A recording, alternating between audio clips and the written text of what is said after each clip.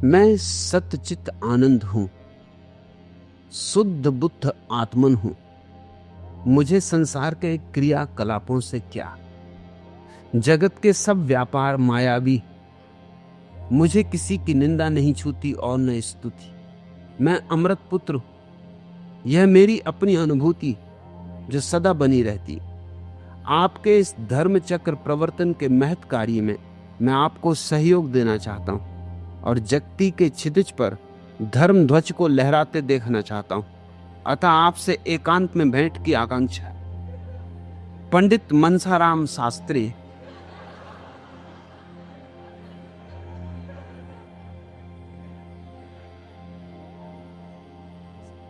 कमाल कर दी।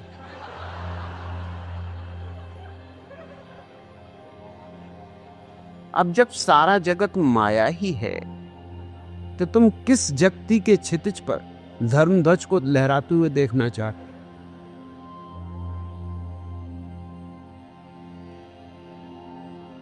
जब सारा जगत माया ही है तो मुझसे क्या करोगे एकांत में मिलकर? फिर क्या एकांत और क्या भीड़, सब माया है। कैसी बहकी बहकी बातें कर रहे हो।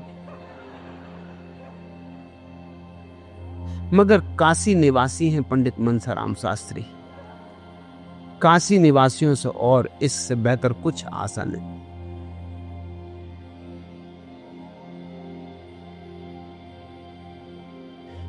क्या गजब की बातें कहीं पहले,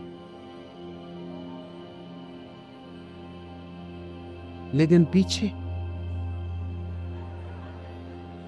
ढोल अपनी पोल खुद ही उखाड़ गए।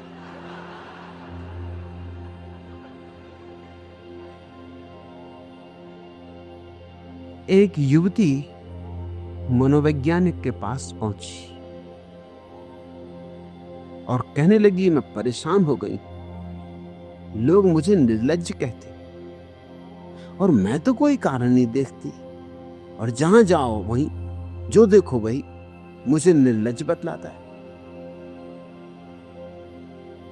तो आप मुझे बताएं कि क्या मेरी निर्लज्जता है, क्या मुझ में कमी? मैं सुधार करने को तैयार हूं। मेरी जिंदगी दूभर कर दी इन लोगों ने। उस मनोवैज्ञानिक का, देवी पहले मेरी गोदी से उतर के सामने की कुर्सी पे बैठ, फिर आगे बात हो।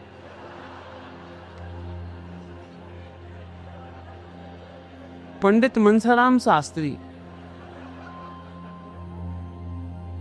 थोड़ी तो अकल का उपयोग करो।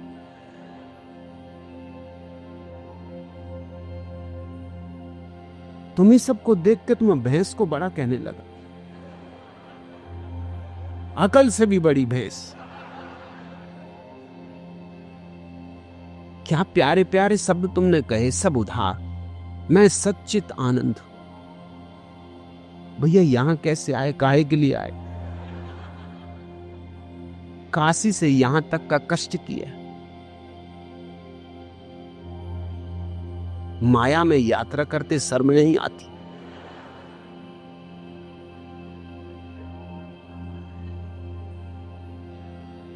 माया की रेलगाड़ी में बैठे, माया की टिकट खरीदी, रास्ते में माया का भोजन किया हो। तरह तरह की मायाएं रास्ते में पड़ी होंगी, आंखें बंद रखनी पड़ी होंगी। कहां? काशी नगरी, त्रिलोक में न्यारी, उसको छोड़ के कहां चले आया था?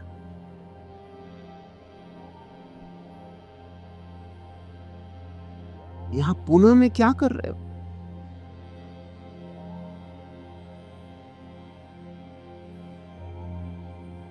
पुणे में तो और सींग लग गए। पुणे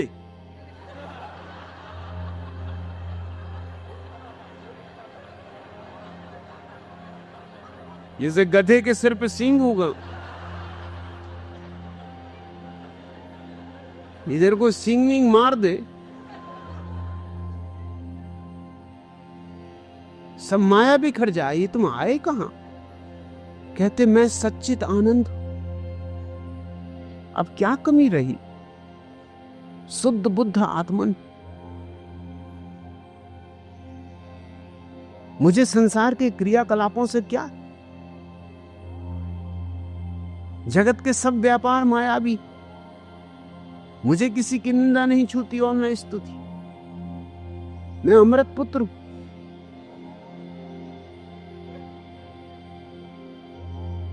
क्या कहूं तुम्हें, पंडित मनसाराम शास्त्री कहूं कि पंडित तोताराम शास्त्री को?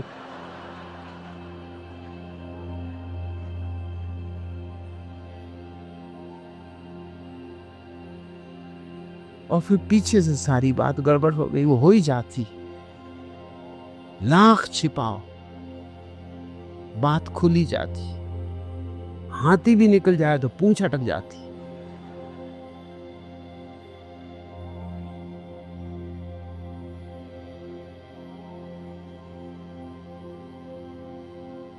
एक महिला अपने बीमार पति को देखने अस्पताल गई और उसकी तबीयत का हाल पूछा। पति ने कहा, बुखार तो टूट गया, अब टांग में दर्द है। पत्नी बोली, लल्लू के पापा। घबराओ मत जी, अरे जब बुखार ही टूट गया तो टांग भी टूट जाएगी।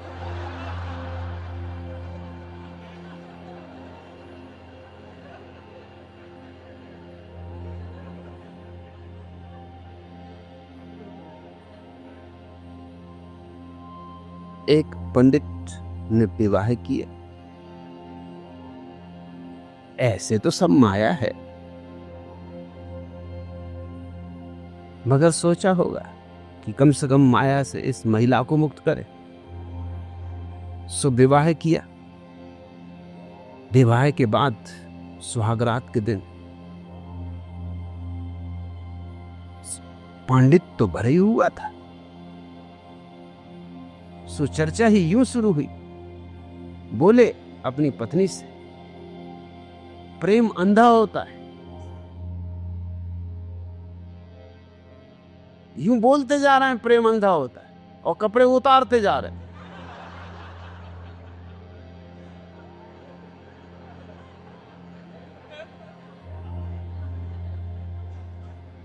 पत्नी ने कहा, होता होगा जी, पर पड़ोसी तो अंधे नहीं, पहले खिड़की का पर्दा तो गिरा दो।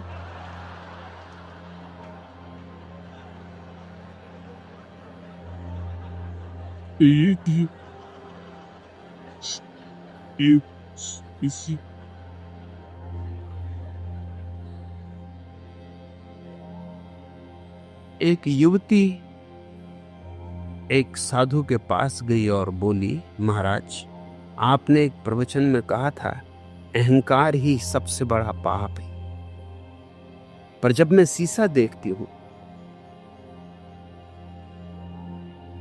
तो सोचती हूं मैं कितनी सुंदर, तो मुझे बहुत अहंकार हो जाता। मैं क्या करूं? साधु ने कहा, बच्चा, गलत फहमी कोई पाप नहीं।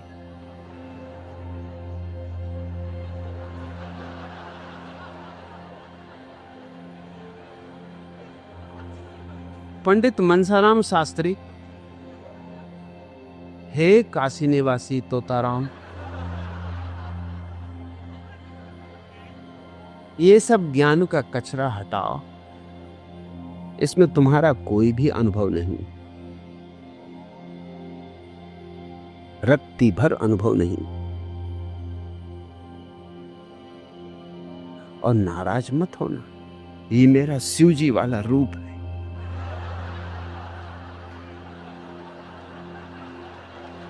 ऐसे तोड़ूंगा और पंडितों को तो छोड़ता ही नहीं, उनसे मेरा प्रेम, और प्रेम तो अंधा होता ही तुमसे।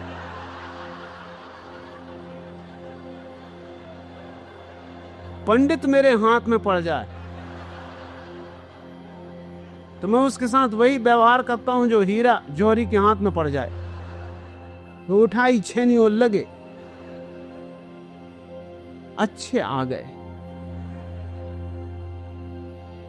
एकांत में तो देखेंगे, पहले यहां भीड़ में तो देखी। अगर बचे रहे तुम तो एकांत में भी देखेंगे।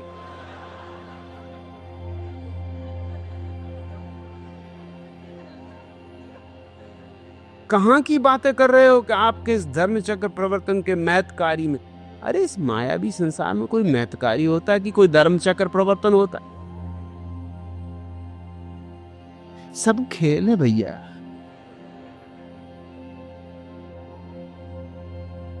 मैं कोई धर्म चक्र प्रवर्तन वगैरह नहीं कर रहा।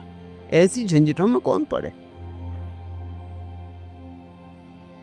अब चक्र ही घुमाते रहो, सुदर्शन चक्रधारी बन जाओ। जब 24 घंटे मुरली बजाओ, मुरली वाले बन जाओ।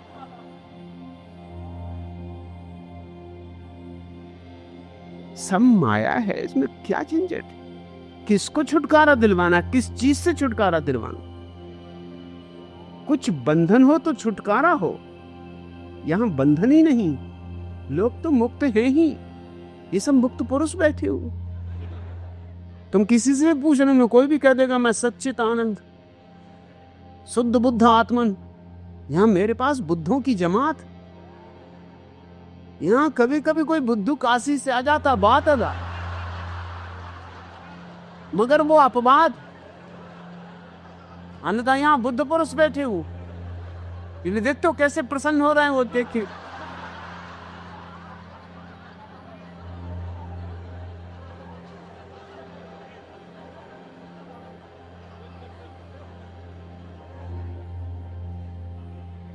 दोहराओ मत, दोहराने से कुछ भी नहीं होगा। किसी महिला के 8 बच्चे थे। जब भी कोई बच्चा किसी वजह से रोता तो वह उसे मनाते हुए कहती, देखो बेटा, गलती करके रोते नहीं। एक दिन बच्चों की शरारत से तंग आके वह रोने लगी और कहने लगी, ऐसे बच्चों से तो बगैर बच्चों के अच्छे थे। तभी उसकी छोटी पुत्री उसे मनाते हुए बोली, देखो मम्मी, गलती कल के लोते नहीं।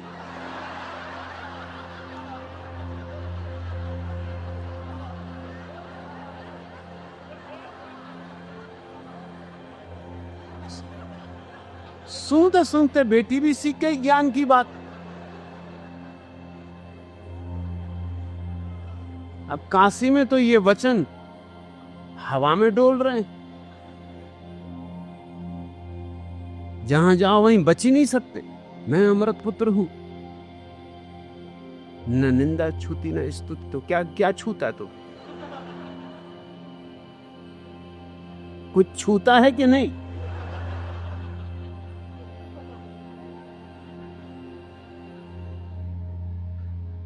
ये तो मेरे पास यहाँ एक से एक गजब की महिलाएं हैं, किसी को पीछा लगा दे और फौरन को गे भाई दूर रहे, छूना मत। तब तुम्हें पता चल जाएगा कि निंदा स्तुति छोड़ो। अभी कोई बाई भी छू देगी तो बस प्राण संकट में पड़ जाएगी कि ये माया कहां पीछे लग गई। और मेरे पास इतनी देवियां हैं, छोटी मोटी देवियां में नहीं, चंडीगढ़ से आई हुई चंडियां भी हैं। पीछे लगा दूंगा, काशी तक पीछे करेंगी।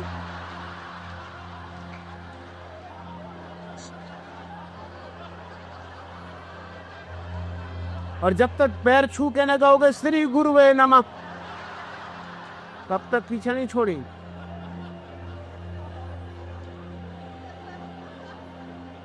तोतों की तरह दोहराओ मत।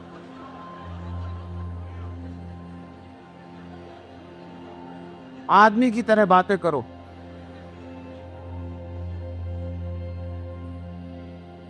मुझे धोखा न दे सकोगी, धोखे काशी में चलते, क्योंकि वहां बाकी भी तोते। प्रेम के बारे में राधा किसी तन्मयता पाकर एक प्रेमिका ने प्रेमी को लिखा, अब दशा वह हो चुकी है कि मुझे हर आदमी में तुम दिखाई देते हो। इसलिए बोराई स्थिति में मुझसे मत पूछो मैं क्या कर रही हूं। विवश होकर मैं किसी और से विवाह कर रही हूं। अब जब सब में कृष्ण ही कृष्ण दिखाई पड़ने लगे, तो अब क्या कृष्ण कन्हैया के रास्ता देखो। ये राधा वगैरह कहती हैं कि हमको सब में कृष्ण दिखाई पड़ते हैं, बात सच नहीं। ये गोपियां कहती थी कि हमको दिखाई पड़ते हैं, जब कृष्ण द्वारका चले गए तो फिर काहे को रुआई धुआई मचाई हुई। तो कोई ग्वालों की कमी थी? अरे कई बांसुरी बजा रहे थे, किसी को भी पकड़ लेती। कहा है दैया कहाँ चले गए? हे भैया बहुत दिनों बाद मिले, क्या और रास रचाएं? ये सब बातचीत कि सब में कृष्ण ही कन्हैया दिखाई पड़ रहे हैं।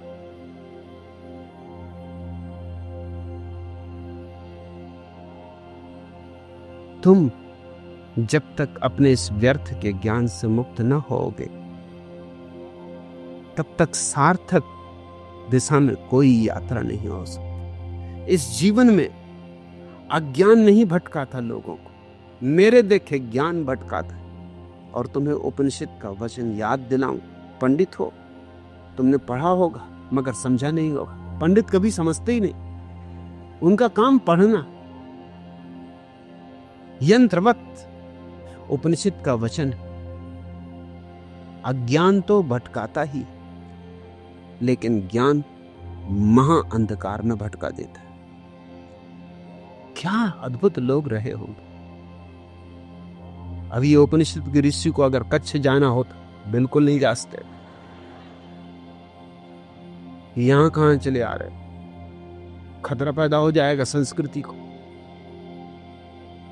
ये उपनिषद के ऋषि को तुम जीने देते, जो कह रहा है कि अज्ञान तो निश्चित ही अंधकार में भटकाता है, लेकिन ज्ञान महा अंधकार में भटका देता है।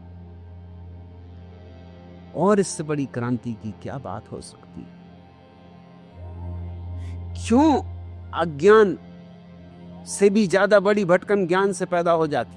अज्ञानी को कम से कम इतना बोध तो होता है कि मैं अज्ञानी, तो एक विनम्रता होती, एक सरलता होती, एक सहजता होती।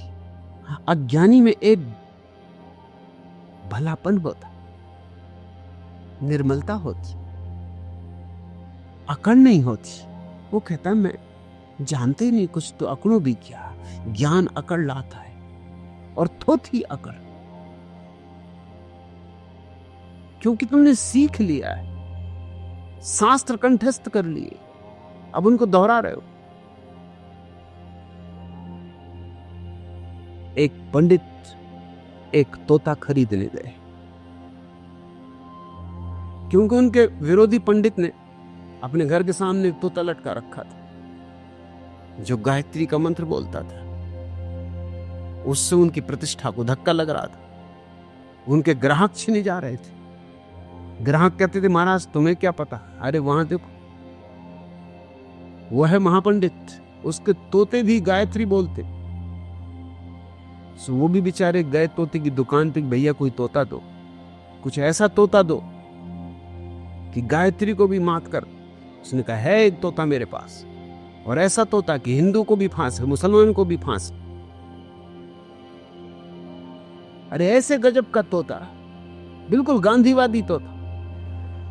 अल्लाह ईश्वर तेरे नाम, सबको सन्मति दे भगवान। आधुनिक तोता, ये कहां गायत्री मंत्र लगा रखा है। कहा दिखाओ कहां है तुम्हारा तोता। ले गया उसे अंदर। तोता बिल्कुल बैठा हुआ था, खादी के कपड़े पहने हुए, गांधीवादी टोपी लगाए हुए, पास ही एक छोटा सा चरखा रखा था। पंडित ने भी कहा कि श्री गुरु वे नमः। एक गजब का तोता, एकदम शुद्ध खादी पहने, सामने रखा हुआ है चरखा। इसके संबंध में कुछ और समझाओ। उस दुकानदार ने कहा इसके पैर में देखते आप, बाएं पैर में एक धागा बंधा है, इसको खींच दो। एकदम उपनिषद के सूत्रों पर सूत्र बोलने लगता है। और इसके दूसरे पैर में देख रहे हो, दूसरा धागा बंधा हुआ है, किसी को दिखाई भी नहीं पड़ेगा, बिल्कुल महीन धागा। अगर उसको खींच दो, एकदम कुरान की आयतें बोलता है।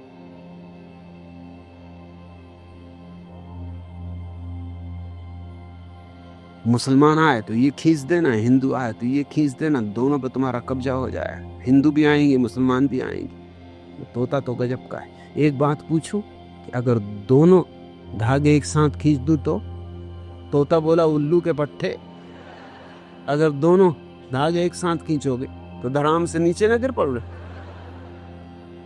तोतों में भी थोड़ी ज्यादा अकल है। तुम भी क्या बात कर रहे हो?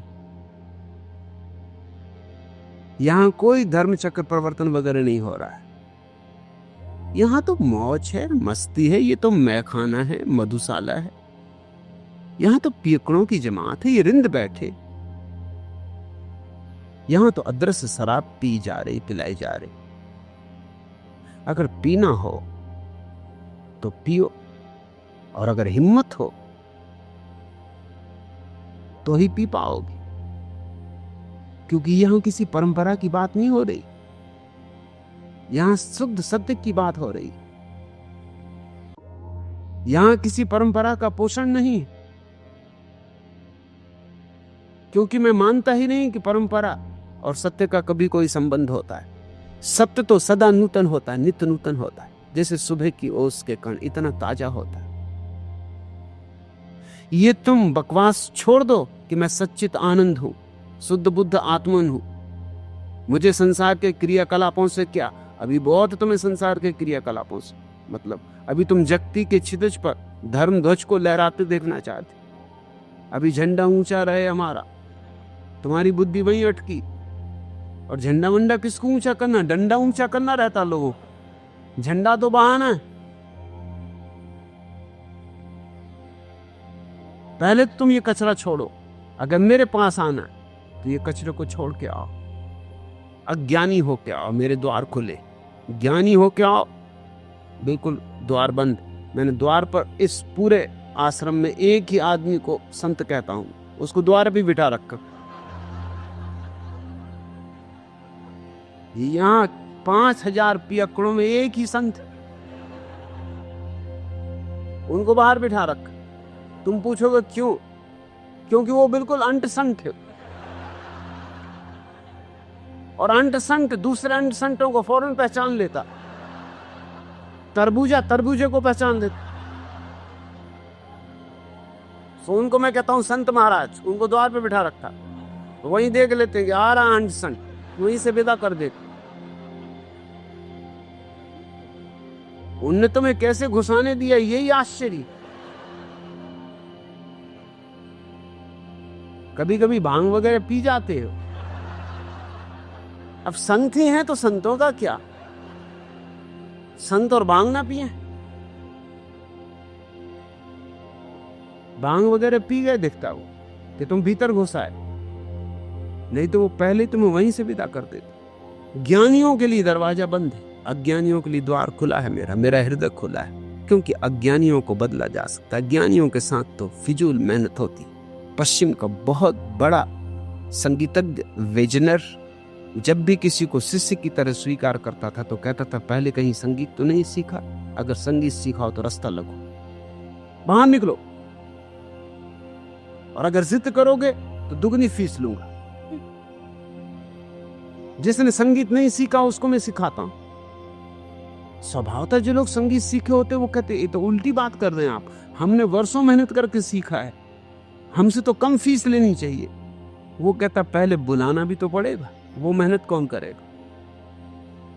पंडित मनसाराम शास्त्री, पहले तो तुम्हारा शास्त्रीपन मिटाना पड़ेगा, पंडितपन मिटाना पड़ेगा,